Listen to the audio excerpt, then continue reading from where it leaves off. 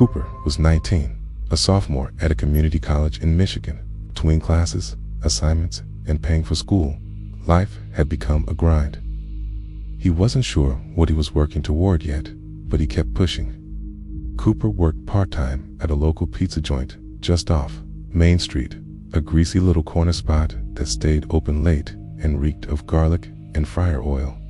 His usual shift ran from 5 p.m. to 2 a.m., and by now, he could toss a pizza crust in his sleep and fold boxes with robotic speed.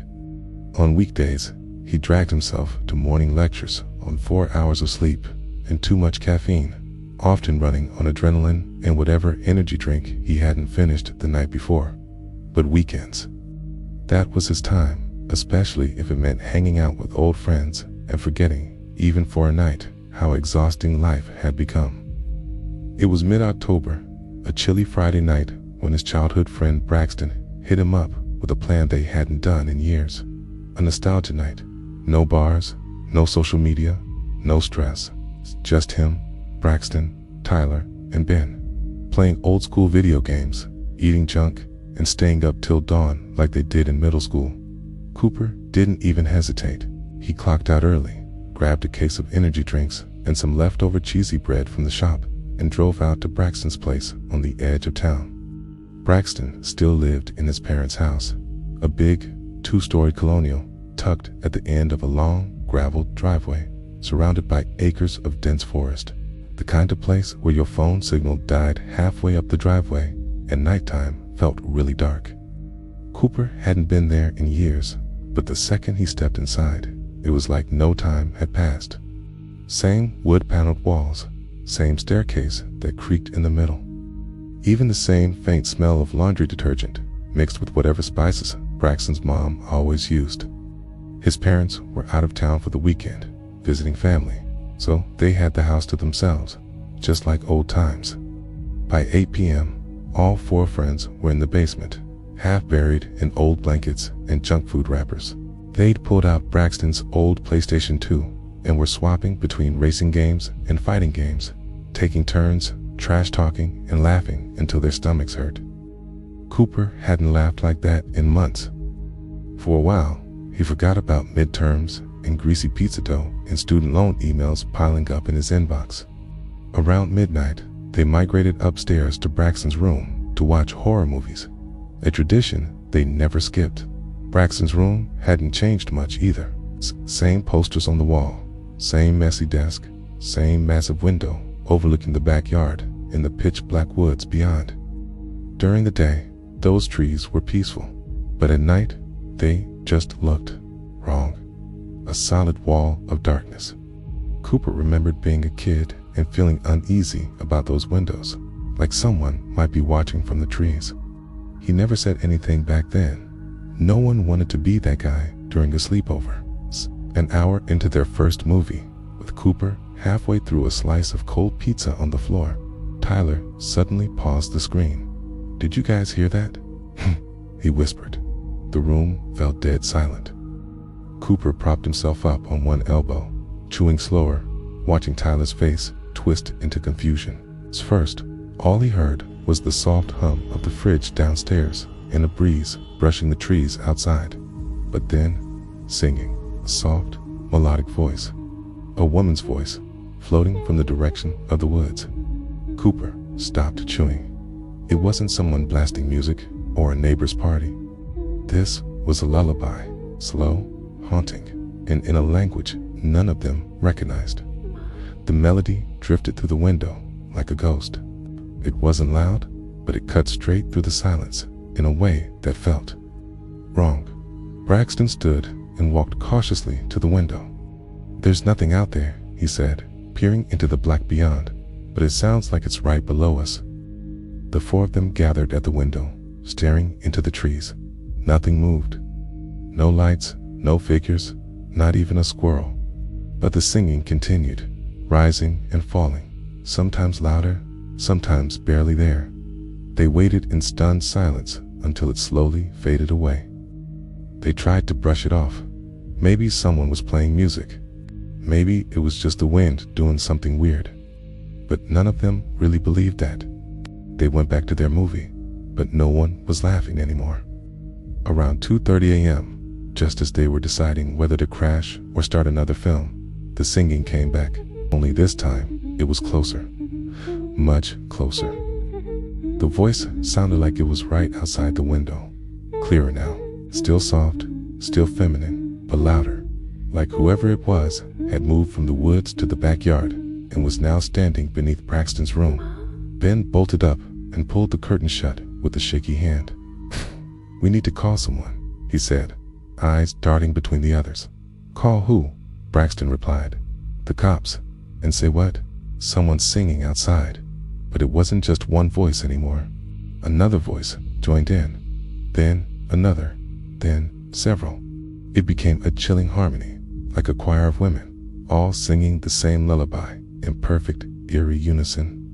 The sound seemed to come from all directions at once, surrounding the house. It was impossible to tell where it began or ended.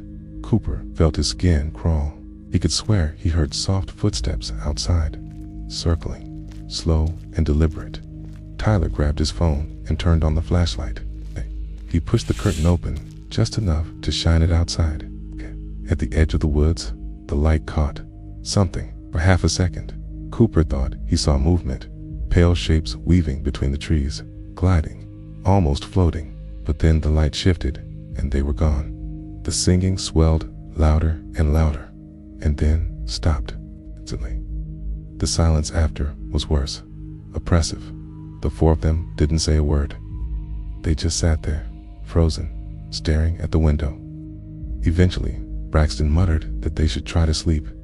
No one argued. They spread out their sleeping bags and lay there, too tense to relax, their ears straining for the slightest sound. Cooper couldn't stop looking at the window. His eyes burned from being open so long, but he couldn't close them, not yet. Around 4 a.m., just as he started to fade into a light sleep, it came again. But this time, the voice wasn't singing. It was speaking, a woman's voice, calm, gentle, whispering from just outside the window, calling Braxton's name. Braxton jolted upright in his sleeping bag, eyes wide. The voice kept repeating his name, over and over, sometimes a whisper, sometimes louder, but something was off. She wasn't saying it quite right. The way she pronounced it was strange, like someone who'd only ever read the name written down, but never actually heard it out loud. The voice repeated Braxton's name for nearly 20 minutes. No one moved. No one dared speak. When it finally stopped, it was as if the entire house exhaled, but sleep never came. At sunrise, they ventured into the backyard, hoping to find something, a footprint, a scarf, a sign someone had been there. But there was nothing. No disturbed ground, no tracks, just wet leaves and cold morning air. Later that week, Braxton mentioned it to his elderly neighbor, the only house nearby. She gave him a strange look and told him that back in the 1800s, a small settlement had once existed in the woods behind their home. During a brutal winter, several women and children died of starvation and cold. Locals whispered that sometimes, on frigid October nights, you could hear the women singing lullabies in the woods, still trying to soothe the children who never made it.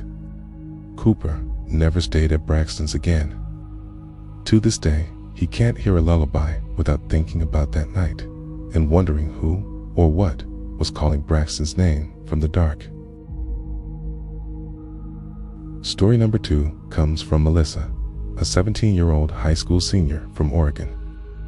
Melissa was the kind of girl people counted on. She was responsible, always prepared, and never forgot small things, like texting her parents when she arrived somewhere or carrying a first aid kit in her car.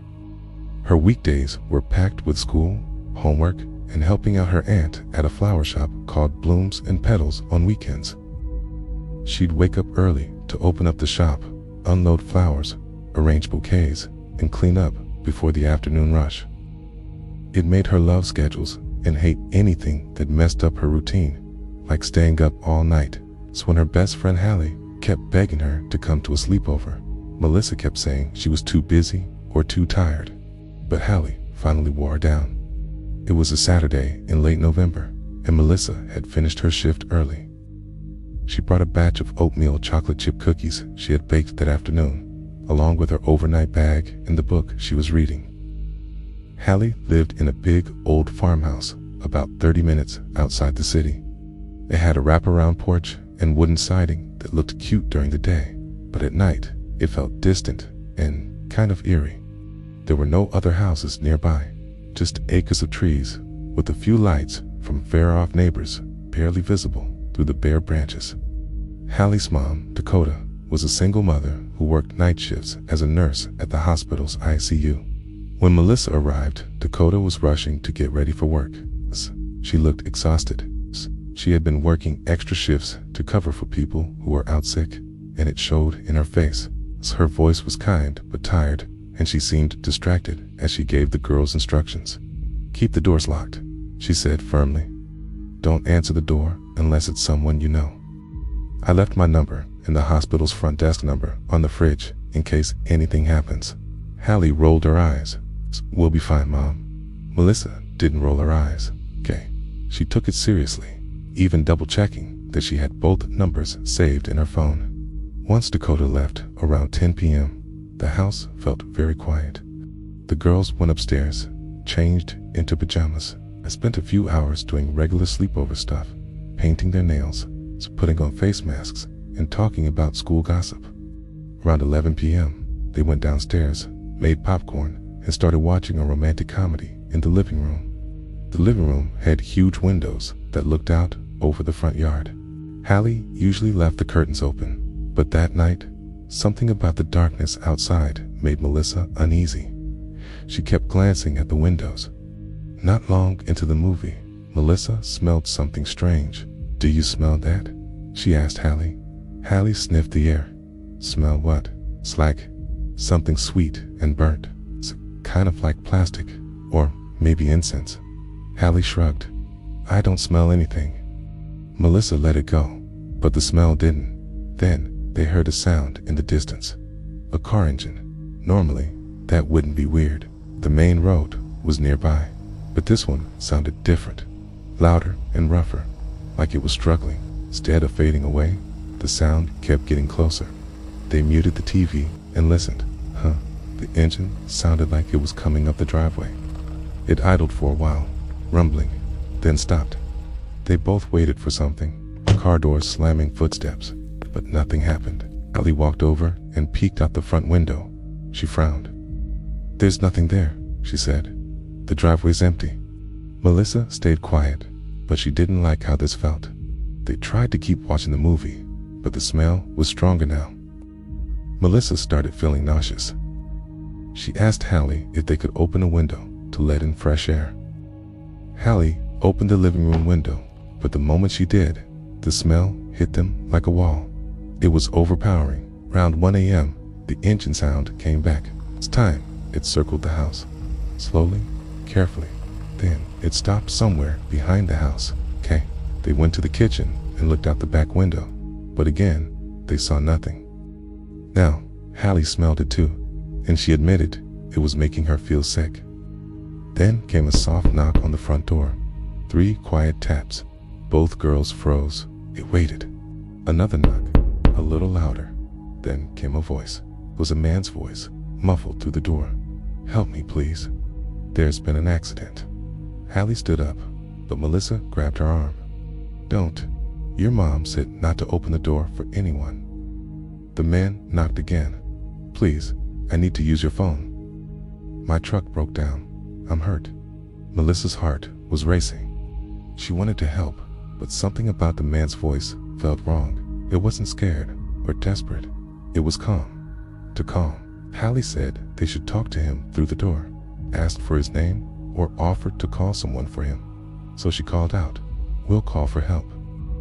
"What's your name?" The knocking stopped. Silence. Then came slow footsteps, moving across the porch, around the house. The girls ran upstairs to Hallie's room, which faced the front yard. From the window, they could see someone walking, just a shadow of a man in dark clothes, moving around the house slowly. He didn't run or hide. He looked up at the windows, then walked to the back. They lost sight of him, but then they heard a metal creaking noise, like someone trying to open the basement door. Lessa whispered, "We should call the police." But Hallie hesitated. "What if we get in trouble?" My mom said not to open the door. "What if she thinks we were sneaking people in?" Melissa stared at her, shocked. "You're seriously thinking about getting in trouble right now?" Hallie didn't answer. They stayed in the bedroom, crouched below the window, listening to the sound of footsteps moving around the house. Then, nothing. No more footsteps. No more voice. Silence. Until, at 3 a.m., the engine roared back to life. From the bedroom window, they saw headlights cut through the darkness. The truck backed out slowly, then drove down the driveway and disappeared into the trees. The smell started to fade. The girls didn't sleep. They stayed awake, taking turns watching the windows until Dakota came home at 7 a.m. When she opened the door, she found them sitting on Hallie's bed with the lights on and chairs pushed up against the door. They told her everything. Dakota didn't hesitate. She called the police right away. The officers arrived an hour later. Toya, they found tire tracks in the gravel driveway and footprints circling the house. The basement door had fresh scratch marks near the handle. Someone had clearly tried to break in. Then came the scariest part. The police told them this wasn't the first time something like this had happened. For the past few months, other families living in rural areas had reported something similar. A man in an old pickup truck would show up at night, knock on doors, and say he needed help. If someone opened the door, he tried to get inside. 2 houses had been broken into. One family was robbed, another was attacked, though thankfully no one was killed. Dakota looked shaken. She arranged for a security system to be installed the very next day. Cameras, motion lights, the works. She made Hallie promise to take safety more seriously, especially when she was home alone. Lissa never slept over at Hallie's house again. Even now, years later, Melissa says she gets anxious whenever she smells something burning. A barbecue, a campfire, even burnt toast. It all brings back the same feeling. Bad, sick feeling. Like someone is out there in the dark, watching, waiting. Story number 3 comes from Cash, an 18-year-old from Texas who experienced this terrifying encounter during his senior year of high school. Cash was the kind of student who took school seriously. He kept a 4.0 GPA while working part-time at a local bookstore in the evenings and on weekends, saving up for college. Most of his Fridays were spent at home, studying, reading history books, or organizing his school planner for the week ahead. His room was always neat, desk-lined with sticky notes, textbooks stacked on one side, and a bulletin board full of scholarship deadlines and to-do lists. Accepting an invite to a sleepover wasn't something he usually did. His friend Connor had been trying for weeks to get him to hang out for just one night. Connor lived with his dad in a quiet, ranch-styled house at the far edge of town, where the rows of houses started to thin out and gave way to empty fields and old farmland. Connor's dad worked as a sales rep and was often out of town, sometimes for days, leaving Connor to look after the place on his own. Cash finally gave in and agreed to spend the night, along with their friend Alex. The plan was simple: order some Chinese food, play video games, and maybe get a little work done on their AP History Group project. Cash arrived at Connor's house around 7 p.m. with his backpack loaded with books, his laptop, and even some printed articles he thought might help with the project. House was clean and cozy, but had that quiet stillness of a place lived in by just 2 people. That morning, Connor's dad had left for a 3-day trip to Dallas, so the boys had the place to themselves. The night started just the way they planned. They ordered way too much Chinese food, lo mein, orange chicken, dumplings, and set up in the living room to play multiplayer games. They joked around, competed for high scores, and talked about their college plans. Cash, who rarely took time off from studying, found himself really enjoying the break. For once, he wasn't thinking about assignments or closing shifts at the bookstore, just friends and fun. Around 11 p.m., they decided to take a break from gaming and pull out their history notes. They moved to the dining table, which sat near a big window that looked out onto the backyard. Beyond the yard, there was a barbed wire fence marking the start of a neighbor's farmland. As they went over their outlines and source material, Cash noticed something odd out in the field. At first, he thought it might be cattle common around that area, but then he saw that the movement was more organized. It looked like several people walking in a straight line across the field. Keith pointed it out, and the three of them went to the window. Sure enough, about 6 or 7 shadowy figures were walking slowly toward the house. It was too dark to make out details, but it was clear they were people. Cash's stomach tightened. They weren't just passing through, they were heading straight for them. Connor said sometimes local teens took shortcuts through the fields, but this many people together, this late, didn't sit right. The figures didn't veer or hesitate. They just kept moving, slowly, in a straight line, step for step. As they got closer, something about them felt off. Danged. Didn't talk or stop. They moved like they were following invisible tracks, every step timed with the person in front of them. Then came the moment that made all of them go quiet. When the figures reached the barbed wire fence, they didn't climb over it or look for a way through. They just kept walking, right through the fence, like it wasn't even there. Cash blinked hard, hoping he was imagining it, but Connor and Alex had seen it too. Now, in the backyard, the figures kept approaching. From closer up, the boys could see their outfits, dark, old-style clothes. The men wore suits and hats, and the women wore long dresses. No one had any expression. Their faces were pale, their eyes fixed ahead. Everything about them felt off.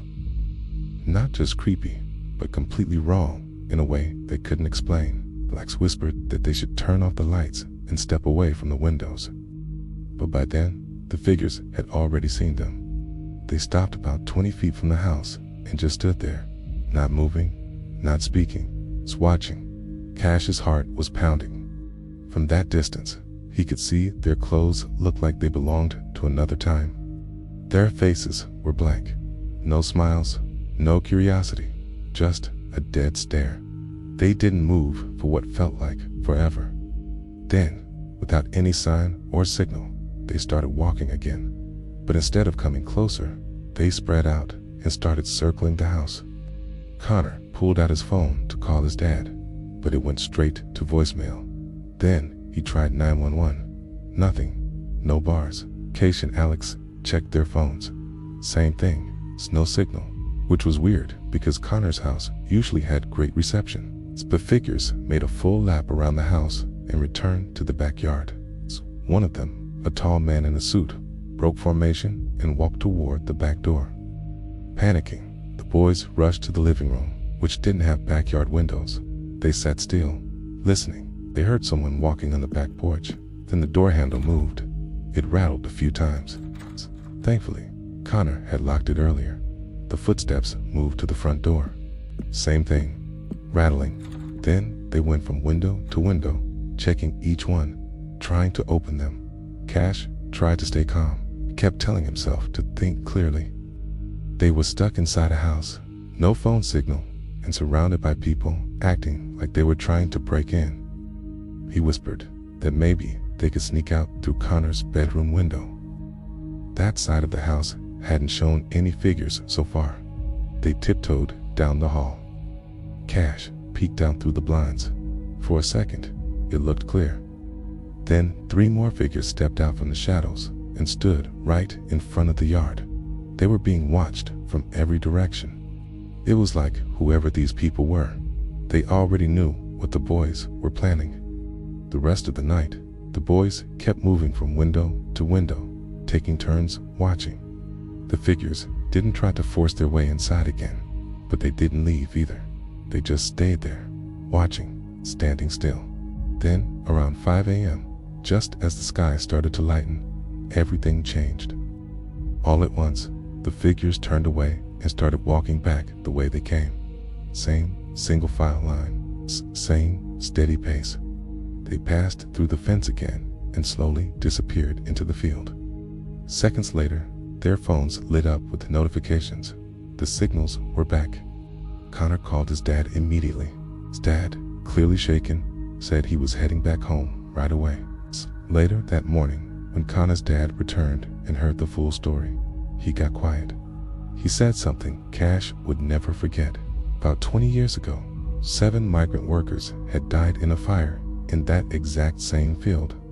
They had been sleeping in a temporary camp during harvest season when the fire broke out. They died from smoke inhalation. When their bodies were found, they were all lined up, as if they'd tried to escape together, but didn't make it. Over the years, Connor's dad said, a few neighbors had reported strange sightings in the fields. Always the same. 7 silent people, walking in a straight line, circling homes, watching, and then vanishing at dawn. Cash never slept at Connor's again. In fact, 6 months later, Connor's family moved to a different part of town. To this day, Cash gets uneasy when he sees people walking in lines, even in normal situations.